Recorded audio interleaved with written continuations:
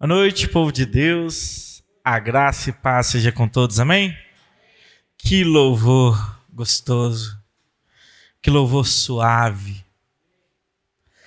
A Bíblia fala que quando Saul sentia-se possuído por espíritos malignos, Davi chegava com a sua harpa e tocava.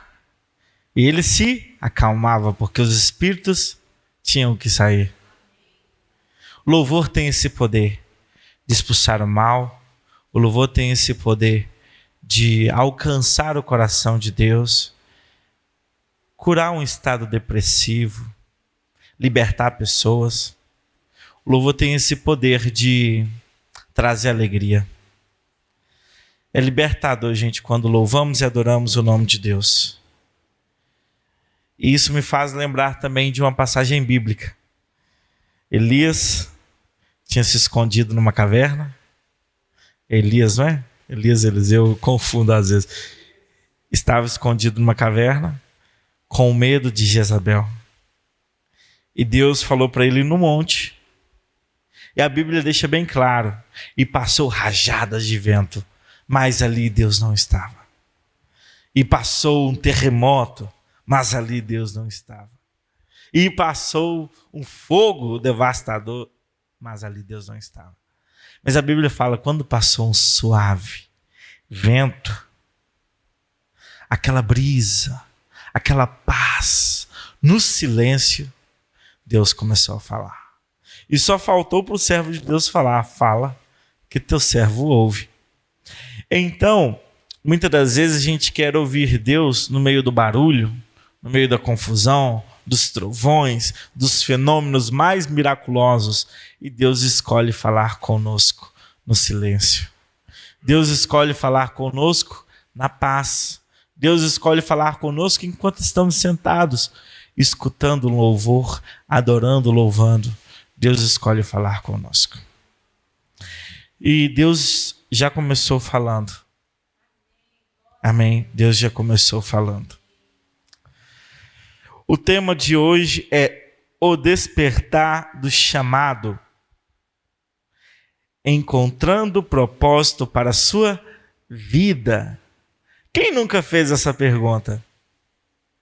Afinal de contas, por que eu estou aqui? Eu vim fazer o que nesta terra? Quem nunca se sentiu incomodado, teve essas inquietações na alma? Afinal de contas, será que é só isso? Será que tem algo além? Qual que é o meu propósito?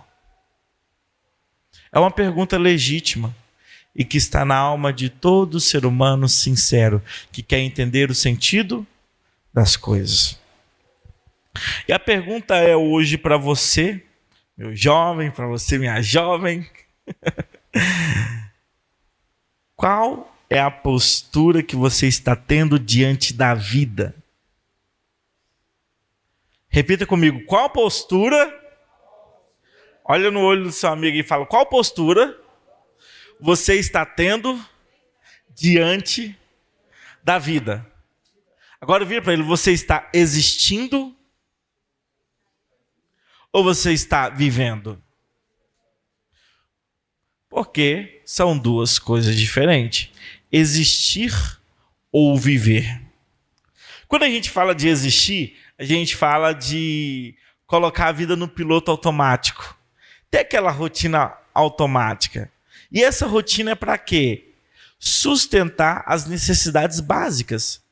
Comer, vestir, dormir, abrigar-se, ter uma casa. Então você percebe que você coloca a sua vida no modo automático e começa a simplesmente deixar. Você vai reagindo aos estímulos da vida. Não há nada de novo. É um ciclo que se repete, dia após dia. E quando você menos percebe, você é somente um peão no grande tabuleiro da vida. E quando você menos percebe, você é apenas uma peça num gigantesco esquema cheio de engrenagens. Você está recebendo estímulo, você está reagindo a esses estímulos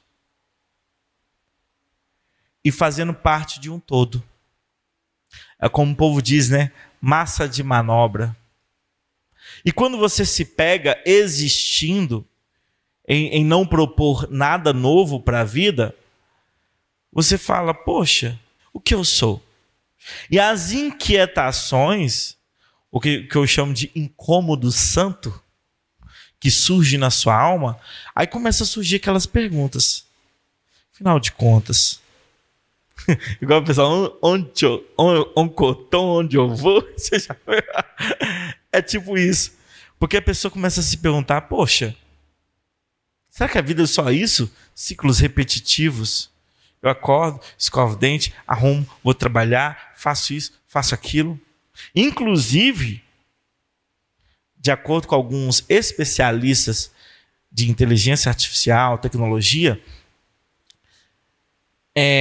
muitos empregos já estão sendo tomados por IAs e vai continuar. Vai ser uma demissão em massa. Para e pensa. Se você tem um agente, que é a IA, que pode fazer o serviço de 100 funcionários, ela não te processa se você xingar ela? Ela não sabota a operação? Ela não reclama que está com fome? Não pede 13º? Não precisa de FGTS, INSS? Trabalha 24 horas sem reclamar? Os grandes gestores, os donos de grandes empresas, o que eles farão? Demitirão e substituirão a mão de obra humana por mão de obra tecnológica. Se eu posso programar um robô ali para fazer uma cirurgia, e ele com cálculos milimetricamente, por que eu vou pegar um médico que talvez não dormiu direito e pode errar ali no momento da cirurgia? Porque tem a falha humana. Mas se o robô for programado, ele vai fazer perfeitamente. É igual aquelas grandes fábricas, né, que você vê robôs trabalhando, porque eles são programados para aquilo, trazendo porta, fazendo isso, cortando, e com uma perfeição.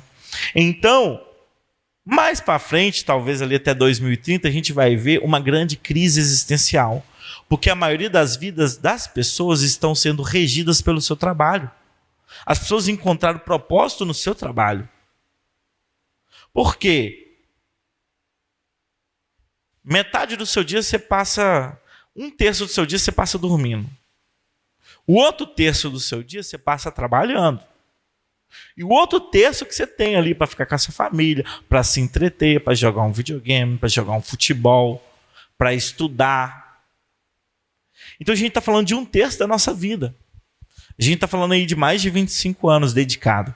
Então, pense. A grande crise existencial que tá para surgir nessas pessoas que perderam seus empregos. E vai falar, poxa, o que eu vou fazer agora? Eu não sei se vocês já observaram, pessoas que trabalham demais. Nossa, estou precisando de umas férias, estou precisando folgar. Fica 2 dias em casa, já começa a entrar em desespero. Já começa a se sentir inútil. Porque estava em atividade. Fica 1 mês, fica 2 meses. Descobre que seu serviço foi substituído e robôs estão fazendo melhor do que você.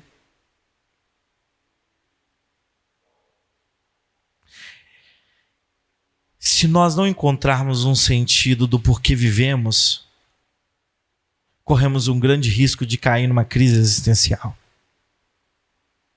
Se a sua vida é a sua namorada, se você perder ela num acidente, você vai junto com ela. Se sua vida é o seu trabalho, quando as máquinas, os robôs tomar ele de você, você vai junto. Você se perde, você entra em crise existencial. Então o nosso sentido não pode ser apenas o que fazemos. A gente não pode viver nesse ciclo do existir, ficar preso nessa mecânica. Não. Devemos procurar um sentido para a nossa vida. Porque nós tendo trabalho, fazendo um monte de coisa que a gente faz, a nossa alma ainda dentro de nós questiona: será que é só isso, Mateus? Será que é só isso, Rafael? Levantar, trabalhar, voltar, ir para a faculdade, chegar em casa, dormir e amanhã reiniciar todo o protocolo? Será que é só isso? Você não vai construir nada novo? Você não vai propor nada novo? Então, a mente que existe está nesse ciclo. Só que Deus está nos convidando a dar um salto, a atender esse pequeno incômodo santo, essa inquietação da sua alma. Existe algo além disso. Existe algo que eu posso fazer. Existe algo que eu posso propor. Eu posso sair dessa engrenagem. Eu posso sair e entrar em outra. Ou eu posso sair e criar minha própria engrenagem. Eu não preciso ser o peão do tabuleiro. Eu posso ser promovido, virar uma rainha, virar um cavalo, um bispo, um rei, uma torre. Eu não preciso ficar preso naquela mecânica dos jogos, pessoas dando ordem em mim e me movimentando e eu simplesmente obedecendo. Eu, de repente, posso ser o jogador do tabuleiro. Então, pessoas que se propõem a pensar e a sair fora desse ciclo, elas começam a mudar quem elas são. Vocês estão entendendo a linha de raciocínio? Então, você pode deixar de existir e sair desse modo sobrevivência, porque o modo sobrevivência é essa rotina diária, onde você vai cumprindo os protocolos para existir. É um modo sobrevivência. Quem está existindo está no modo sobrevivência. Tem que trabalhar, por quê? Preciso comer, atender necessidade básica, preciso vestir, necessidade básica, preciso me abrigar, preciso morar, preciso cuidar, necessidade básica. Só que quando você pula dessa postura existencial, que é apenas existir e começa a viver, você começa a encontrar os porquês que movimentam as suas ações e examiná-los para escolher o que você vai permanecer. Então, a pessoa que se propõe a viver, ao invés de existir, ela começa a questionar: por que eu estou fazendo isso? Quais são os motivos que me movimentam em relação a isso? Aí você não pensa sobre as coisas, você pensa do porquê você está pensando sobre as coisas. É uma linha de raciocínio mais sofisticada. Então, você sai desse plano, aqui ó, o carrão existe. Ele foi usado e manipulado por mim. Ele tem uma função, é a funcionalidade dele. Ele está existindo entre nós. Mas o que ele está propondo de novo além das suas funcionalidades? Ele está existindo. E nós, como seres racionais e seres pensantes, devemos viver. E a primeira coisa é questionar: por que eu toco o violão na comunidade batista? Qual que é o motivo? Por que eu me formei em engenharia química? Quem me conduziu a isso? Eu decidi por livre e espontânea vontade? Fui influenciado? É isso que eu quero para a minha vida? Meu pai quer que eu seja médica, mas no fundo eu queria ser veterinária. Sabe? Começar a pensar, ser um ser autônomo e não ser regido por outras mentes, manipulado. Não estou falando, a Bíblia fala o seguinte, que nós devemos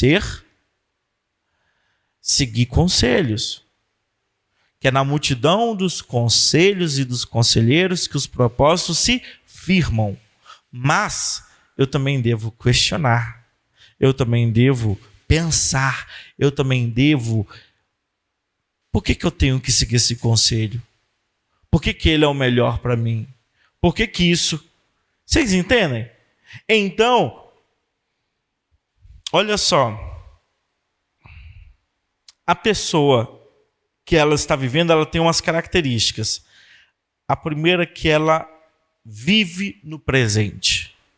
Ela não está presa nem no futuro e nem presa no passado. Ela está vivendo o momento. A segunda característica, ela é autêntica. E uma pessoa autêntica é uma pessoa imprevisível. Não tem como prever uma pessoa autêntica. Porque se ela é autêntica, ela vai variar. Tem hora que vai estar alegre, tem hora que vai estar triste, tem hora que ela vai xingar os outros, tem hora que ela vai ajudar o outro. É uma pessoa autêntica. Ela não maqueia situações. Uma pessoa que está vivendo, ela procura cultivar conexões e manter relações profundas e não superficiais. Porque o que é uma relação superficial? É aquela relação que fica ali, ó, na lógica do consumo. O que é a lógica do consumo? Você pega, usa enquanto te serve, depois que não te serve, você faz o quê? Descarta. É o que acontece, infelizmente, com muitas relações amorosas aí. Pega, usa, descarta. Porque ele não queria a pessoa. Ele queria o que a pessoa poderia dar a ele. Essa é a lógica do consumo. Porque muitas das pessoas, às vezes, estão na igreja porque elas estão possuídas pela lógica do consumo. Eu vou usar Deus para atender às minhas necessidades. Eu vou fazer jejum para que Deus olhe para mim, para Ele curar o meu câncer. Eu vou orar mais, eu vou dar o dízimo, porque eu sendo fiel a Deus, Ele vai ser fiel aos meus objetivos. Então você vê que são relações superficiais, não tem aquela profundidade. Eu quero relacionar, eu quero conhecer quem você é, eu não quero que você pode me dar. Então uma relação profunda, conexão verdadeira, está nisso. Não no que o outro pode dar, seja uma entidade humana ou uma entidade espiritual, falando de Deus. Então você percebe que uma pessoa que vive, ela tem uma postura existencial diferente. E uma pessoa que vive, ela sempre está aprendendo e sempre está construindo. A pessoa que existe, ela só reage aos estímulos da vida. Acontece um problema, ela reage. Acontece isso, ela reage. Só que ela nunca está propondo algo novo, mudando o algoritmo da relação. Ela só está ali recebendo as recomendações e de boa. Vamos seguir.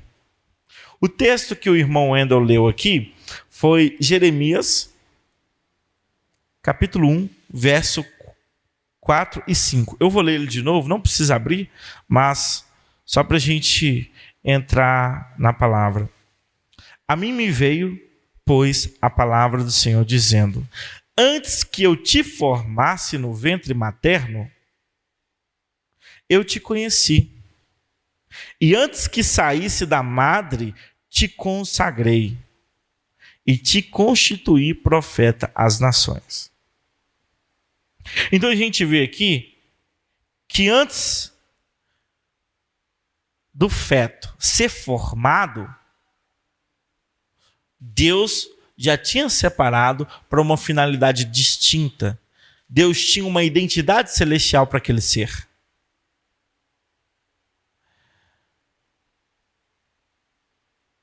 E é o que eu falo para você nessa noite. Deus tem uma identidade celestial para cada um que está aqui. Só que se eu ficar perdendo tempo existindo, essa identidade celestial que Deus tem para mim não vai se manifestar.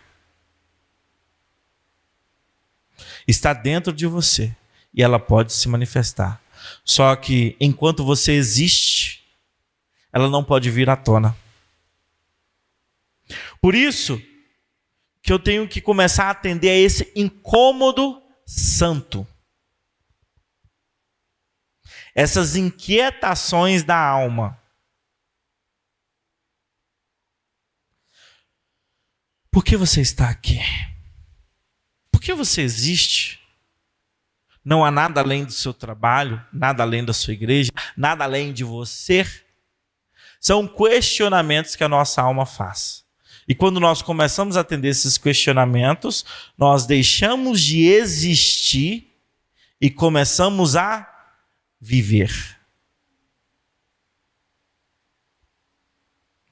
Então, antes de você nascer, Deus já sabia quem você deveria ser. Antes de você ser formado, Kelly, Deus já sabia que você seria uma grande escritora e que seus livros iriam influenciar a mentalidade de milhões de pessoas. Antes de você nascer, Carla, Deus já sabia que você seria uma ministra da palavra de Deus. Iria compor canções que seriam como abelhas, polinizar a mente da humanidade, com novas ideias, com novas sugestões. Antes de você nascer, Rafael, Deus já sabia que você seria um grande engenheiro ou um grande médico, iria na África em missões curar pessoas. Deus já sabe de tudo isso.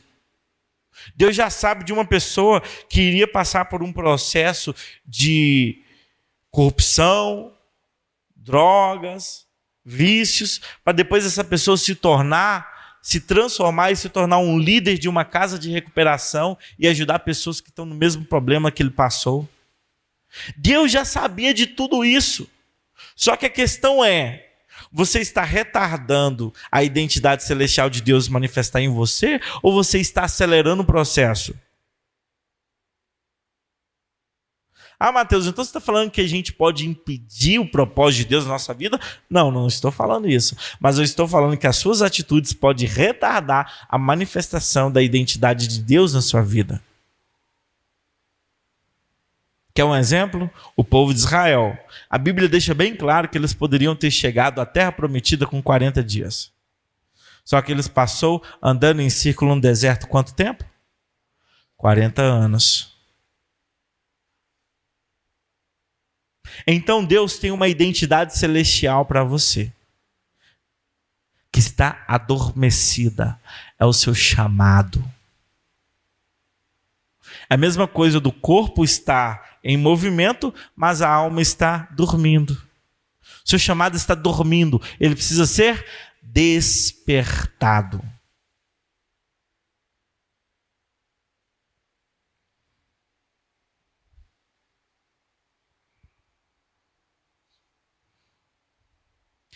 Antes que eu te formasse no ventre materno, eu te conheci. Antes que saísse da madre, do ventre, te consagrei. Te constituí profeta às nações. Só que a gente está existindo. De repente a gente recebe aquele incômodo santo. Será que é só isso? Não tem nada mais? E você começa a atender às inquietações da sua alma e começa a procurar. É uma jornada de autoconhecimento. Procura aqui, procura lá, lê um livro, vê vídeo. Porque você quer conhecer, você quer descobrir algo. E quando você atende esse incômodo santo, você começa a relacionar com Deus.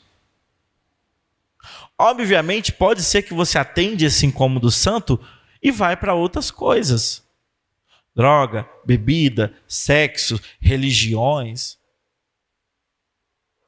Mas no final das contas, o que Deus está falando, ei, sabe essa fome que você tem, que você não sabe do quê? É de mim. Porque eu plantei no seu coração a semente da eternidade. Você tem fome de relacionar com o seu Criador. E a única forma de relacionar com o seu Criador é o quê? Meditando, estudando nas Sagradas Escrituras, orando, conversando, dialogando com Deus. Lendo a palavra e orando, formas de relacionar com Deus. E o que acontece?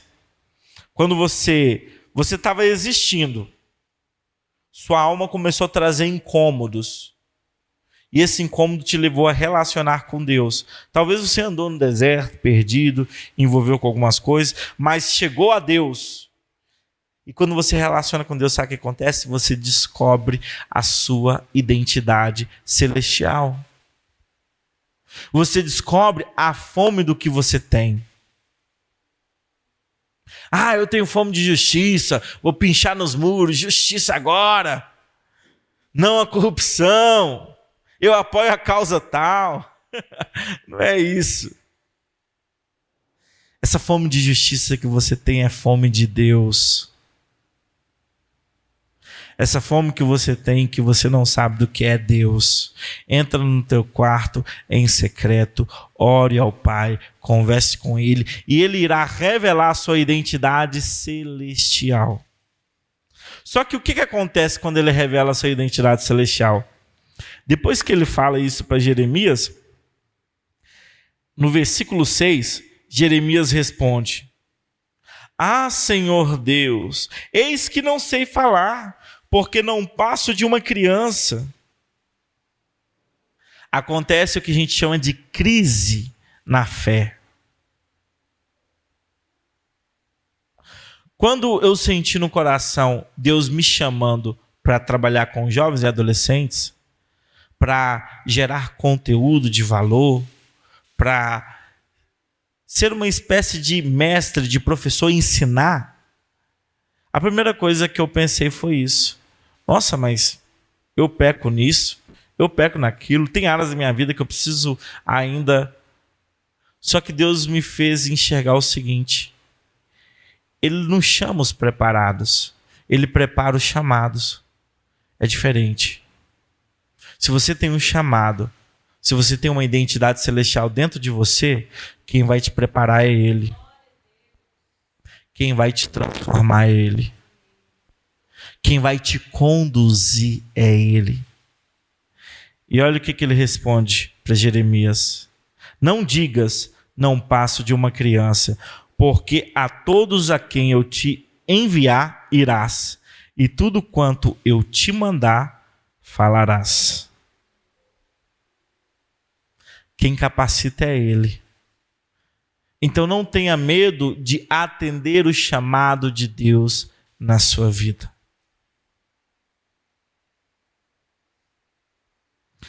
Então, estávamos na fase do existir, começamos a ser incomodados por questionamentos da nossa alma. Esses questionamentos nos levaram a várias coisas, até encontrarmos um relacionamento verdadeiro, que era o relacionamento com Deus. Esse relacionamento com Deus revelou minha identidade. Eu entrei em crise na fé, mas quando eu atendi, eu passei a viver em conformidade com a identidade que Deus tinha para mim. É o que a Bíblia fala: você vai viver em novidade de vida. Que aqueles que nascem pelo reino são como o vento. Você não sabe para onde será soprado, mas você sabe que tem que ir, porque tem uma voz que te conduz. É a voz de Deus. Abra a Bíblia em 1 Samuel.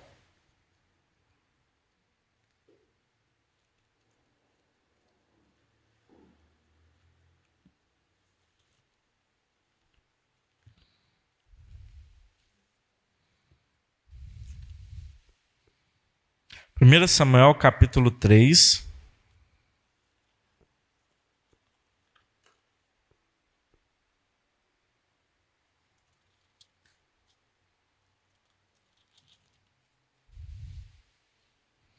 Primeiro Samuel, capítulo 3, do verso 1 ao 10.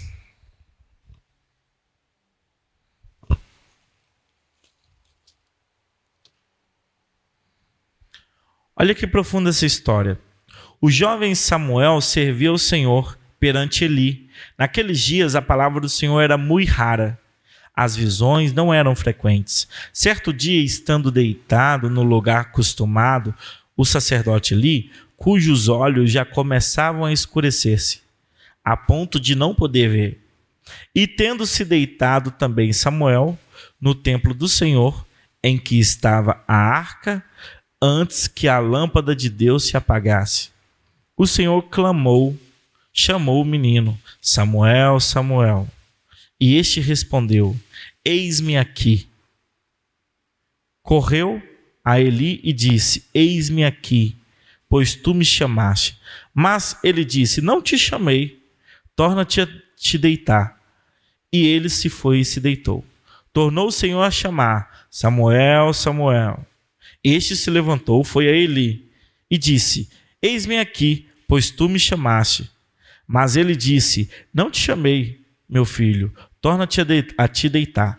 Porém Samuel ainda não conhecia o Senhor, e ainda não lhe tinha manifestada a palavra do Senhor. O Senhor, pois, tornou a chamar Samuel pela terceira vez. E ele se levantou e foi a Eli e disse: Eis-me aqui, pois tu me chamaste. Então entendeu Eli que era o Senhor que chamava o jovem. Por isso Eli disse a Samuel: Vai deitar-te. Se alguém te chamar, dirás: Fala, Senhor, porque o teu servo ouve. E foi Samuel para o seu lugar e deitou. Então veio o Senhor e ali esteve e chamou, como das outras vezes: Samuel, Samuel. Este respondeu: Fala, porque o teu servo ouve. E disse Senhor Samuel. Então você percebe que Samuel, ele tinha um chamado de Deus, ele tinha uma identidade celestial, só que ainda ele não tinha maturidade espiritual para entender e discernir. Por isso que a primeira característica para ele entender é que ele estava onde? No templo. Samuel estava no templo. E a minha pergunta para você hoje é: você está no templo? O que você está falando, Mateus? Você está na congregação? Você está com seus irmãos? Porque é ali que Deus vai manifestar o seu chamado. É ali que você vai ouvir a voz de Deus. A segunda coisa é que nós precisamos estar servindo com os nossos talentos. Por exemplo, os meninos estavam aqui, louvando o Senhor, adorando. É o talento deles, música. A outra está lá na cantina, preparando uma comida. A outra está fazendo uma faxina. A outra está ministrando a palavra. A outra está dançando. Cada um colaborando com seus talentos. Então, para que Deus te chame, te separe para uma missão e revele a sua identidade celestial, você precisa estar no templo. Você precisa estar servindo. E você precisa ter líderes espirituais. Eli, por mais falho que ele era, porque a Bíblia fala, inclusive, quando fala que a vista de Eli estava escurecendo, a gente entende do ponto de vista físico e humano, mas também do ponto de vista espiritual. Porque ele fazia vista grossa para os pecados dos seus filhos. E o que aconteceu com a vista dele? Começou a escurecer. Já que não queria fazer questão de ver algumas coisas. Então, a gente percebe que existia um sentido espiritual em tudo isso. Mas ele foi um homem posto por Deus. Iria ser substituído? Sim. Mas ele era um líder espiritual que estava lá orientando. Então, quando Samuel não tinha discernimento espiritual para entender a voz, Samuel, Samuel. Aí Eli entendeu pela terceira vez. Ele falou: olha, quando essa voz te chamar de novo, fala. Pode falar que o teu servo ouve. Então você percebe que para o nosso chamado ser desperto, precisamos estar congregando, estar no templo, precisamos estar servindo e precisamos ter líderes espirituais que nos ajudem a descortinar, a abrir. Não queira achar que não, eu vou fazer tudo sozinho. Aí você começa a entrar na lógica dos desigrejados. Eu vou fazer sozinho, eu não preciso de igreja, eu não preciso de ninguém. Para que líder? Os líderes são mais falhos do que eu dou conta de tudo, que não sei o quê, eu tenho que seguir a Deus. Nós precisamos uns dos outros. Você acha que eu estou pregando aqui porque eu sou santo? Lógico que não, porque eu não peco. A gente cantou aqui: se eu disser que eu não tenho pecado, engano engano a mim mesmo, e a sua palavra não está em mim. Todos nós falhamos e pecamos. É porque Deus me deu o dom da palavra, Deus me deu o discernimento. Eu estou aqui simplesmente por isso, contribuindo com o meu talento e ensinando o que Deus me ensinou a vocês. Não sou melhor do que ninguém que está aí. Vocês podem estar aqui pregando a palavra de Deus também. Então, precisamos estar no templo, precisamos estar servindo com os nossos talentos, precisamos de líderes espirituais, só que tem uma diferença: nós não vivemos no templo, como Samuel. Então temos que tomar cuidado com os ruídos do mundo, temos que tomar cuidado com as vozes do mundo, porque da mesma forma que Deus está falando diariamente, 24 horas com você, existe a voz do mundo, existe a voz da ganância, existe a voz da ira, existe a voz da sensualidade, existe a voz do dinheiro, existe a voz da ganância. Então devemos tomar cuidado com essas muitas vozes, para que elas não tomem o caminho do nosso coração. Em Provérbios, não precisam abrir. Em Provérbios está a resposta.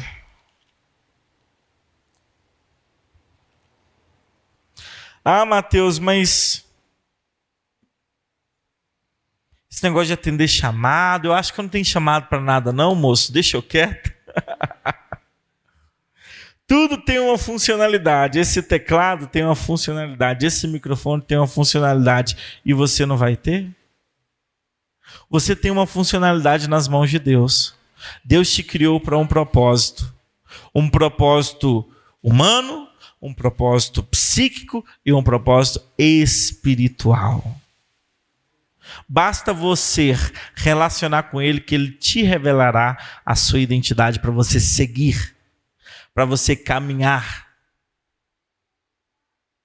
Em Provérbios capítulo 3, do versículo 5 ao 6, diz assim, para aqueles que estão com medo de atender a esse incômodo santo, essa inquietação celestial, aonde fala, não é só isso, meu amigo, tem mais.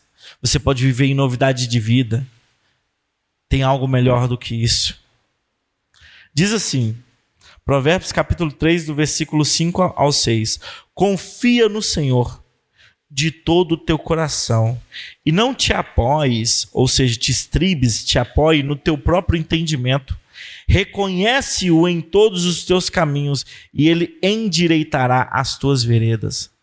Sabe o que é isso? Quando você escolhe atender o chamado de Deus, despertar o chamado que há em ti, a identidade celestial, até quando você errar, Ele vai consertar o caminho para você. Ele vai endireitar suas veredas. Ele sabe que você é humano. Ele sabe que durante a jornada você pode falhar. Ele sabe que durante a jornada você pode cair, você pode tropeçar. Mas Ele faz questão, se você atender o seu chamado, eu irei endireitar as suas veredas. Os seus caminhos serão consertados pelas minhas mãos. Vocês entendem a profundidade disso? Sabe qual a única coisa que a gente precisa? Diz aqui, ó. Confiar. Se entregar. Reconhecer Ele em todos os meus caminhos. E sabe como a gente se entrega ao Senhor? Quando Jesus esteve aqui, o que Ele mais pregou? O que Ele mais pregou? Arrependa-te do teu pecado e creia no Evangelho. Isso é confiar. Isso é se entregar. Diga comigo, arrependa-te do teu pecado e creia no Evangelho. Arrependa-te do teu pecado e creia no Evangelho. Mais uma vez, arrependa-te do teu pecado e creia no Evangelho. Vamos fazer isso? Vamos nos colocar de pé, amém? Coloque a mão no seu coração.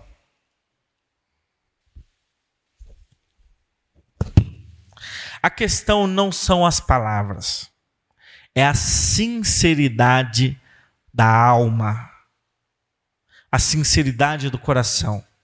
Então, no fundo do seu coração, eu quero que você coloque a mão no seu coração, feche os seus olhos, diga assim: Senhor Jesus,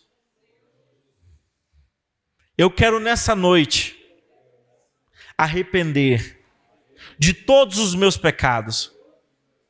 Pecados de pensamento, pecados de atitude, pecados de omissão e até os pecados futuros.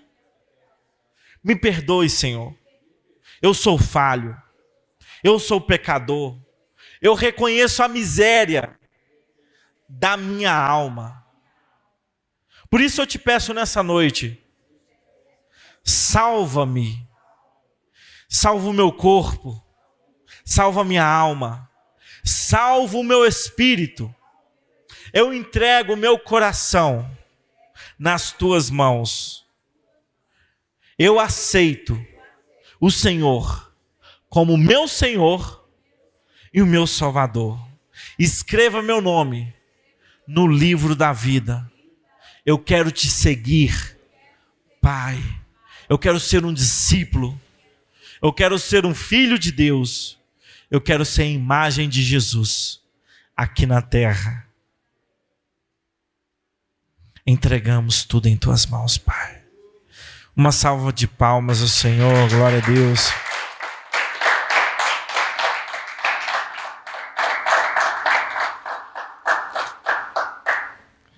Tem um versículo que eu gostaria de fazer eu gostaria de parafraseá-lo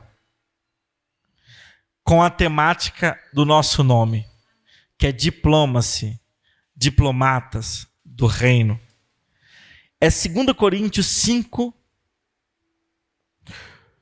do 18 ao 19. Eu vou falar e vocês repitam junto comigo. Ora, tudo provém de Deus, que nos reconciliou consigo mesmo, por meio de Cristo, e nos deu o ministério da reconciliação.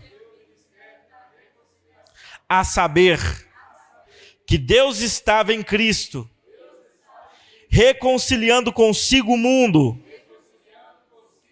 não imputando aos homens as suas transgressões, e nos confiou a palavra da reconciliação. De sorte que somos embaixadores, em nome de Cristo, como se Deus exortasse por nosso intermédio. Em nome de Cristo, pois rogamos que vos reconcilieis com Deus. Aí agora a gente vai trocar duas palavras. Ministério da reconciliação, a gente vai colocar ministério da diplomacia. Amém? E quando falar que Deus nos confiou a palavra da reconciliação, a gente vai colocar que Deus nos confiou o ministério da diplomacia. Tem o mesmo significado, o mesmo sentido. Que o diplomata, ele tem que fazer acordos de paz. Ele tem que representar o governo celestial. Então diga assim comigo: ora, tudo provém de Deus, que nos reconciliou consigo mesmo, por meio de Cristo, e nos deu o ministério da diplomacia, a saber, que Deus estava em Cristo, reconciliando consigo o mundo, não imputando aos homens as suas transgressões, e nos confiou a palavra da diplomacia, de sorte que somos diplomatas, em nome de Cristo, como se Deus exortasse, por nosso intermédio, em nome de Cristo, pois rogamos que vos reconcilieis com Deus. Em nome de Jesus Cristo. Amém. Uma salva de palmas ao Senhor.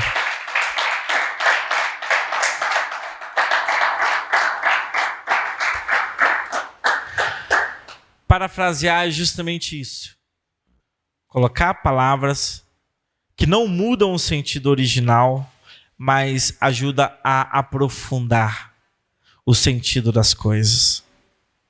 Eu lembro de um pregador que eu gosto muito, que ele fez isso com uma frase de Alberto Caeiro, que é um personagem de Fernando Pessoa, que fala assim: olha, universo não é uma ideia minha. A ideia que eu tenho do universo, que é uma ideia minha. Aí ele parafraseou isso, trocando o universo por Deus. Deus não é uma ideia minha. A ideia que eu tenho sobre Deus, que é uma ideia minha.